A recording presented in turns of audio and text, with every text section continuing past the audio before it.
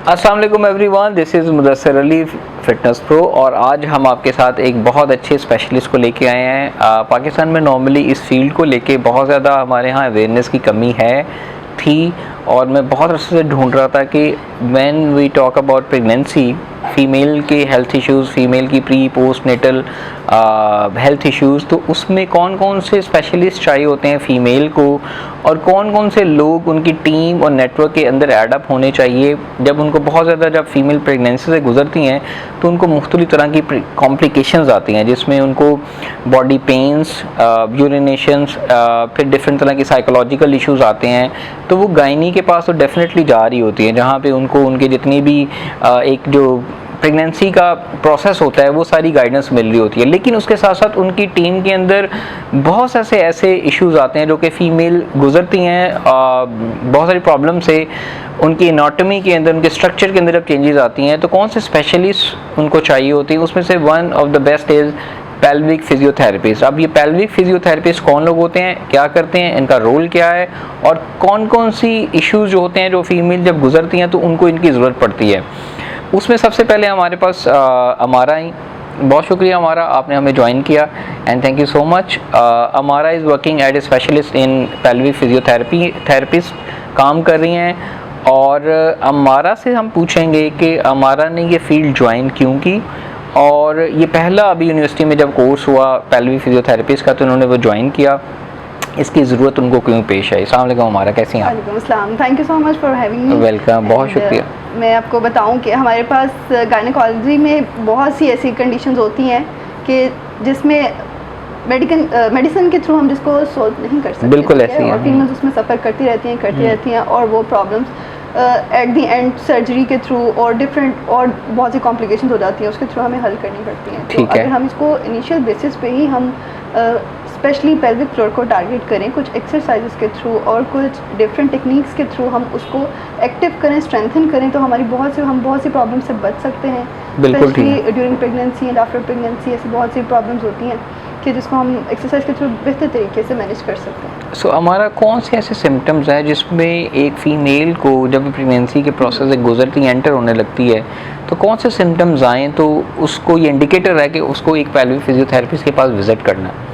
अच्छा, सबसे पहले तो हर फीमेल को एक्टिव लाइफस्टाइल अडॉप्ट करना चाहिए, ठीक है, उसको एक्सरसाइज करनी चाहिए, उसको अपनी ओवरऑल बॉडी स्ट्रेंथ पे काम करना चाहिए to have a normal delivery and so she can enjoy her pregnancy बिल्कुल ऐसे without having any pain, backache or any different SAJ pain। और इसमें कॉम्प्लिकेशंस ये आ सकती हैं जैसे जैसे बेबी ग्रो कर रहा होता है हमारे पेल्विक ऑर्गन पे प्रेशर आता है जिसकी वजह से हमारे यूरिनरी प्रॉब्लम स्टार्ट हो जाते हैं जिसे हम यूरिनरी इनकॉन्टिनेंस कहते हैं। इनकॉन्टिनेंस एक ऐसा प्रॉब्लम है जिसमें आप यूरिन लीकेज होती है, ठीक है। एक में इसके डिफरेंट टाइप्स हैं, मैं आपको बताती हूँ। सबसे पहले तो यूरिनरी लीकेज है, व्हेन एवर यू स्नीज और कॉफ, जैसे ही आपको खांसी आती है, छींकते हैं तो आपके यूरिन ड्रॉप्स आपकी बॉडी से लीक हो जाते हैं। यू हैव नॉट कंट्रोल और योर इनवॉलंटरी आपके होते हैं, ठीक है, बिल्कुल। हाँ, इसके अलावा अर्जेंसी, उसमें आप फौरी अनस्टॉपेबल अर्ज फील करते हैं, you have to rush to the washroom. अगर आप इन टाइम वॉशरूम नहीं पहुंच सकते आपकी यूरिनरी लीकेज हो जाती है,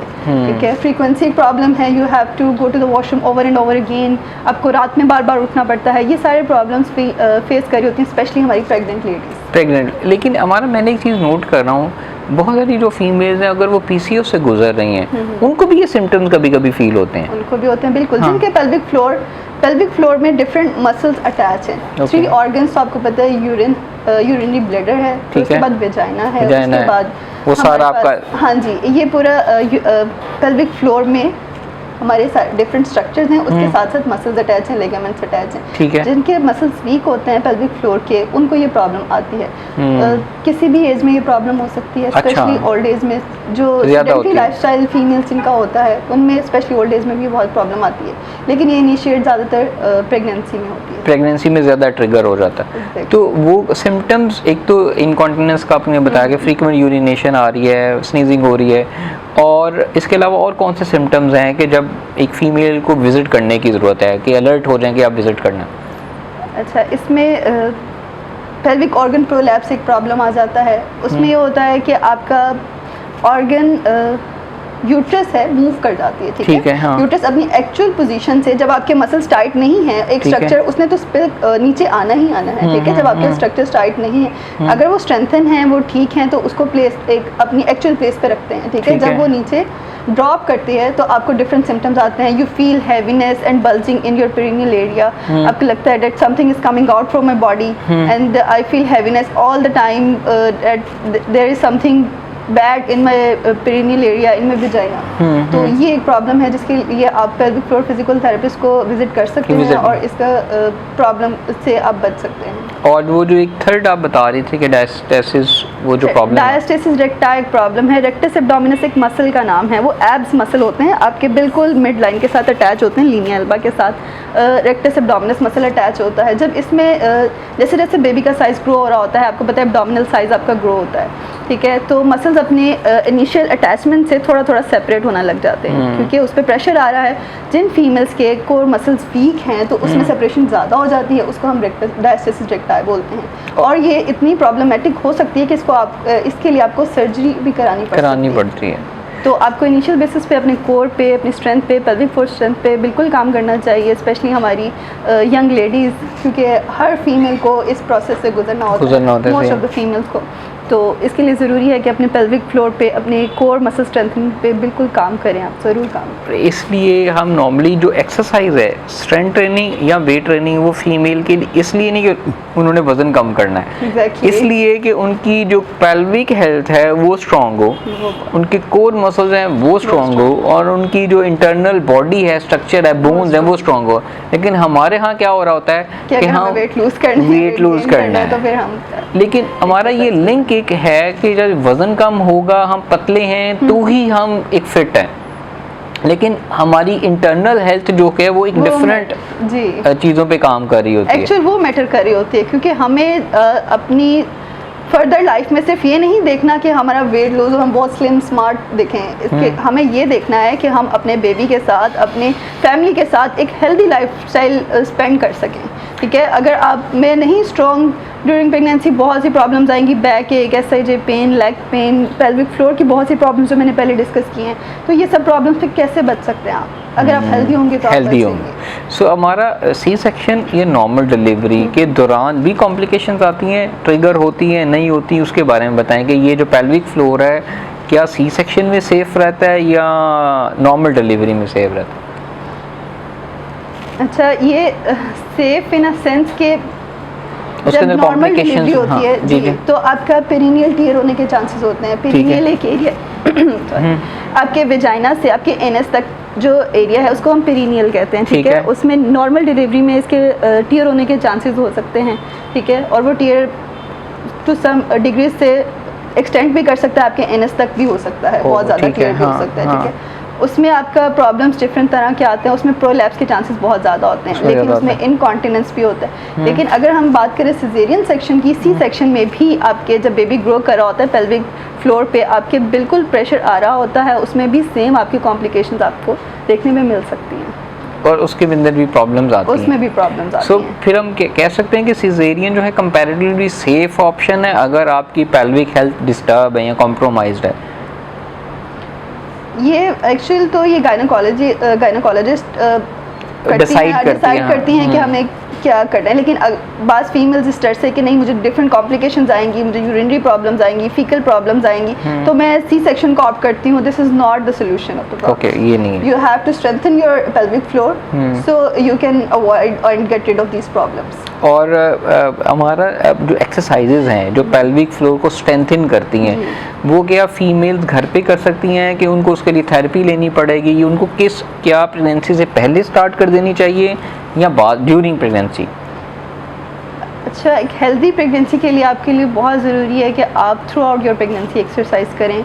इससे ये होता है कि आपकी आपको इससे बहुत बेनिफिट्स होते हैं, स्पेशली कुछ फीमेल्स में इक्लेम्सिया हो जाता है, जिसे हम ब्लड प्रेशर जिसमें रेस कर जाता है, गेस्टेशनल डायबिटीज़ होती है एक प्रॉब्लम, उससे भी आप बच नहीं सकते इन अ सेंस कि आप उसको एक नॉर्मल लेवल अचीव कर सकते हैं। हमारे यहाँ तो ये कहते हैं कि जो लड़की प्रेगनेंसी हो तो बिल्कुल उसको रेस्ट करना है, रेस्ट पे उसको तो कहीं ये बिल्कुल गलत बात है, इसकी वजह से डिफरेंट कॉम्प्लिकेशंस आती हैं। ओके। और हम अपनी इस वजह से हम प्रेगनेंसी भी और इवन आफ्टर चाइल्ड बर्थ भी हम उसको इंजॉय नहीं कर पाते because of having much pains and much problems. वो भी जब हमारे पास पेशेंट्स आती हैं ना, तो उनको वो जब कहते हैं कि हमने वेट ट्रेनिंग करनी है, तो मैं उनको हमेशा ये चीज़ कहता हूँ कि स्ट्रेंथ ट्रेनिंग या वेट ट्रेनिंग इसलिए है कि पोस्ट प्रेगनेंसी आप इंजॉय कर सकें, अपने बेबी को कैरी करना है, आपने वेट उठाना है, सोशल लाइफ को, हर चीज़ को आप एंजॉय कर सकें। और हमारे यहाँ होता है कि अब उन एरियाज़ में जहाँ पे एक्सरसाइज का कोई कॉन्सेप्ट नहीं है या फीमेल को एक्सेस नहीं है, तो वो फिर क्या, वो प्रेगनेंसी में तो उनको रेस्ट कह देती हैं, बिल्कुल रेस्ट करें। तो क्या वो वॉक करनी चाहिए उनको, या किस तरह की एक्टिविटीज़ जो बेसिक हैं ताकि उनकी पेल्विक फ्लोर जो है ना वो स्ट्रेंथन। फीमेल्स को गाइड करना चाहिए कि opt an active lifestyle instead of a sedentary lifestyle, ठीक है। उसमें आपकी वॉकिंग है, रनिंग है, आपकी डिफरेंट एक्सरसाइजेज हैं, आप एक्सरसाइज प्लान ले सकते हैं। जैसे प्री एंड पोस्ट नेटल अगर आपने सर्टिफिकेशन की हुई है तो आप एक्सरसाइज प्लान बिल्कुल प्रेस्क्राइब कर सकते हैं। आप एक फीमेल पेल्विक फ्लोर थेरेपिस्ट को कंसल्ट कर सकते हैं, आप अपना एक्सरसाइज प्लान ले सकते हैं। अब एवरी ट्राइमेस्टर उसको चेंज कराएं अपने अकॉर्डिंग, अपनी हेल्थ के अकॉर्डिंग। आप एक विजिट करें, आप उसमें देखें क्या क्या प्रॉब्लम्स हैं, वो आपको उसके अकॉर्डिंग आपको एक्सरसाइज प्लान बना कर देंगी और उस हर ट्राइमेस्टर में आप उसको फॉलो कर सकते हैं। और इवन आफ्टर डिलीवरी हम एक ये बात करते हैं कि 6 वीक्स बहुत ज़रूरी हैं कि आप उसके बाद से ट्रेनिंग स्टार्ट करें। 6 वीक के बाद जी। और बहुत सारी लड़कियां तो प्रेगनेंसी के दौरान ही वेट लॉस की कोशिश कर रही होती हैं। वो healthy weight gain is a good option instead of weight lose. अगर आप एक्टिव रहेंगे, एक्सरसाइज को फॉलो करेंगे तो आप हेल्दी वेट गेन करेंगे। और उसके बाद जब पोस्ट प्रेगनेंसी, आप डिलीवरी के बाद जब एक्सरसाइज को दोबारा कंटिन्यू करेंगी और फिर आप शेप अप होने में आपको कोई प्रॉब्लम नहीं आएगी। ओके। तो जो एक ये तो प्रेगनेंसी का हो गया, प्रेगनेंसी के अलावा भी ओल्ड एज क्लाइंट जो सीनियर लोग होते हैं उनको ये प्रॉब्लम्स आती हैं, तो उनको भी क्या विज़िट करना चाहिए, या उनके भी लाइफस्टाइल की वजह से जो एक्टिव नहीं होता उसकी वजह से ये प्रॉब्लम आ रही होती है? फीमेल का तो प्रेगनेंसी में समझ आ गया, बट जो बाकी जो लोग हैं जो प्रेगनेंसी से नहीं गुजरी but they have the pelvic floor complication या वीकनेस, उनको फिर क्या करना चाहिए? पेल्विक फ्लोर वीकनेस की वजह से जो प्रॉब्लम्स आती हैं उसके लिए हमें बेहतर है कि पहले कंसल्टेशन ले लें कि एक्चुअल प्रॉब्लम जिसको आप समझ रहे हैं वो वही प्रॉब्लम है, या do you have something other medical complication, ठीक है। तो वो बहुत ज़रूरी है कि उसके लिए हम ट्रेनिंग बताते हैं। उसकी सिर्फ एक्सरसाइज नहीं, उसमें और भी बहुत सी चीज़ें आती हैं। आपकी लाइफस्टाइल के अकॉर्डिंग हम उसको मैनेज करते हैं, आपके वाटर इनटेक के, आपके न्यूट्रिशन बेसिस पे, आपके साइकोलॉजिकल काउंसलिंग के लिहाज से डिफरेंट इश्यूज आ रहे होते हैं हर एज में, और इन सब चीज़ों को हम देख रहे होते हैं। अगर आप सिर्फ ये बात करें कि एक्सरसाइज ये एक एक्सरसाइज है स्पेसिफिक, आप ये करेंगे तो आप ठीक हो जाएंगे, ऐसा नहीं होता। आपको पूरा लाइफस्टाइल अडॉप्ट करना, पूरी लाइफस्टाइल आपको चेंज करना पड़ता है और उसके अकॉर्डिंग। मैंने एक चीज़ देखी, जो सीनियर जितने भी लोग हैं, मदर्स इंक्लूडिंग लाइक 50s में जाके उनको अगर फ्रीक्वेंट यूरिनेशन हो रही है तो उनको डायबिटीज़ होती है, मतलब मोस्टली यही कंसिडर किया जाता है। तो क्या कैसे पता चलेगा कि इनकी पेल्विक फ्लोर की वजह से मसला आ रहा है या डायबिटीज़ की वजह? और डायबिटीज़ लेट्स सपोज अगर है उनको और ये भी मसला है तो दोनों ट्रिगर हो गए। अगर डायबिटीज़ नहीं है तो हमारे यहाँ तो ये सोचा ही नहीं गया कि यार पेल्विक फ्लोर भी कोई चीज़ है, तो हमारे यहाँ तो जो फ्रीक्वेंट यूरिनेशन है डायबिटीज़ के सिम्टम्स लग रहे हैं। हाँ, तो क्या अगर डायबिटीज़ नहीं है तो उनके सिम्टम्स क्या सेम होंगे अगर जो फ्रीक्वेंट यूरिनेशन उनको हो रही है? अच्छा, डायबिटीज़ में भी जिनको फ्रीक्वेंट यूरिनेशन होती है उसको भी हम बेहतर कर सकते हैं, ठीक है। सिर्फ ये नहीं है, वो यूरिनेशन डायबिटीज़ भी एक्चुअल आपके पेल्विक फ्लोर को वीकनेस की तरफ लेके जाती है, ठीक है। उसकी वजह से भी आपकी पेल्विक फ्लोर वीकनेस है। अगर आप उसको स्ट्रेंथन करेंगे तो even you have diabetes, you have no urinary problem. हम ये समझते हैं, हम बार बार समझते हैं क्योंकि जितना ज़्यादा इनटेक करते हैं डायबिटीज़ में और उतना ही ज़्यादा आपका यूरिनेशन का प्रॉब्लम होता है, लेकिन इसको हम बेहतर कर सकते हैं। So thank you so much हमारा, बहुत शुक्रिया आपका, आपने हमें टाइम दिया। एंड इस टॉपिक को लेके हम कोशिश करेंगे कि थोड़ी और भी लोगों को बुलाएं और इसके अवेयरनेस दें इस टॉपिक के। पेल्विक फिजियोथेरेपिस्ट या पेल्विक हेल्थ से रिलेटेड जो प्रॉब्लम्स आते हैं, अगर आप में से जितने भी ख़वातीन हैं या लोग हैं जिनके घर में फ़ीमेल्स को ये प्रॉब्लम्स हैं और वो गुजर हैं, तो मेक श्योर अपना जो क्वेश्चन है या कमेंट भी अंदर लाजमी दीजिएगा ताकि हम उन क्वेश्चंस को लेके इस टॉपिक को थोड़ा सा और डिस्कस कर सकें। सो बहुत शुक्रिया, thank you so much, take care जी, अल्लाह हाफिज़।